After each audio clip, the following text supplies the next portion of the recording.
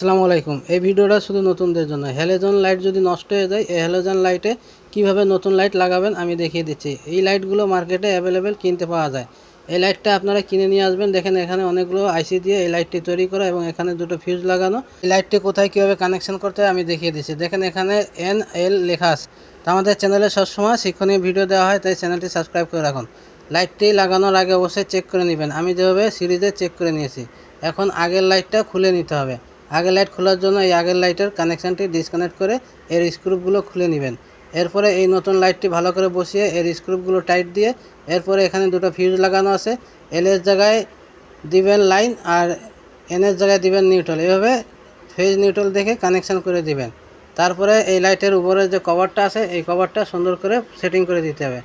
আমাদের চ্যানেলে সবসময় শিক্ষণীয় ভিডিও দেওয়া হয়, চ্যানেলটি সাবস্ক্রাইব করে রাখবেন। ভিডিও ভালো লাগলে লাইক দিয়ে শেয়ার করে দেবেন। আল্লাহ হাফেজ।